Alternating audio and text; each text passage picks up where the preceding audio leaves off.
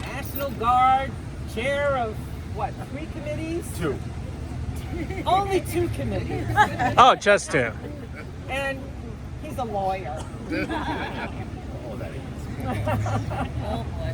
And so we're going to turn it over to you. All right. So something you just said, Colleen, like this is what it's all about, right?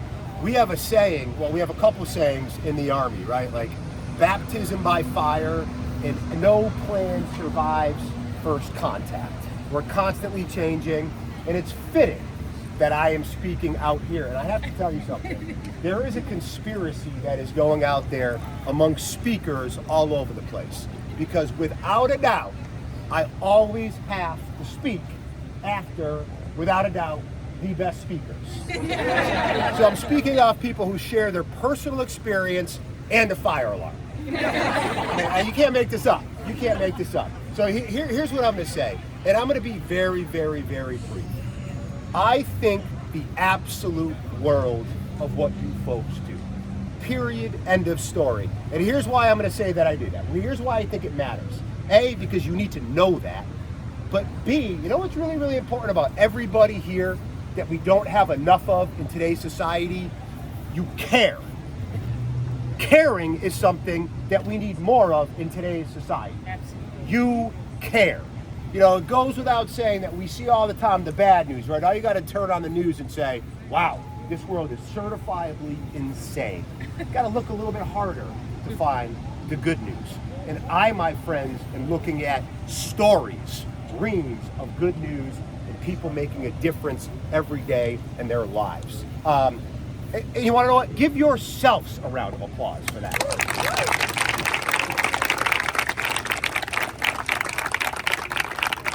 I mean, you know, one thing that I would say, and the last, well, you let it off.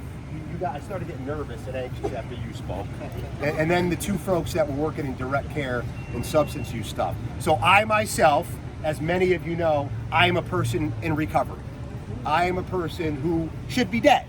I am a person who probably should be dead many times over and over again. Now we said, where's 18 degrees? We just, 18, where is it? We were just talking. No, I know you weren't talking, but I had a nice conversation with Miss Steed a second ago. Yeah, who by the way, I don't mean to shout you out, but who by the way, thought because I was speaking next, I may have pulled the fire alarm.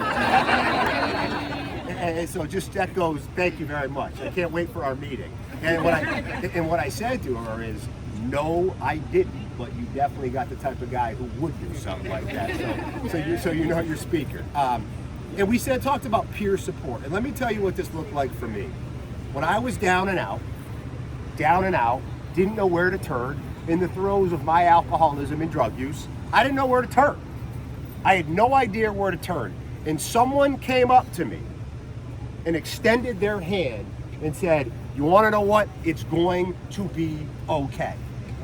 There are countless people here right now who have extended their hand, and I don't care what it is, behavioral health, substance use, disabilities, countless people here, probably multiple times a day, have said, it's going to be okay. Compassion, caring, these are things that we need on steroids in today's day. It is the absolute thing that I am convinced will make this world a better place if we have more people like you. So with the utmost respect, the legislative ass, I hear you. And I will do everything I can. I will continue to do everything I can to get that livable wage. It's been brought up. So what do I do now? Do I bring it in there in a second? Do I start over inside? They're like, hurry up, shut up.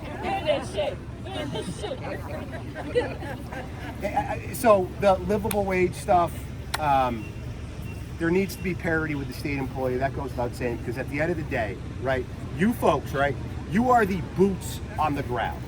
And that is really, really important. There are countless people struggling right now in this Commonwealth, in Western Massachusetts, who their first contact with raising their hand will be with you folks right here. If you've heard me talk before, you hear me say it all of the time. The 3 hardest words for any human being to say are also the 3 most courageous words for any human being to say. I need help. And you want to know what that help looks like? I'll tell you what it looks like. I am looking at it right now. You folks are the ones that show that help. So you don't have anything to ask me. I'm down. I'm going to do everything that I can to make sure that those 3 asks are reality. What I will tell you, giving you a little sneak peek, we have done a lot of good stuff recently with like student loan forgiveness, scholarships and stuff like that. But we have limited it in a way that I think is limited it too much. We need to widen that aperture and make sure that more people are eligible for that. And those other people would be the folks that I am looking at right now.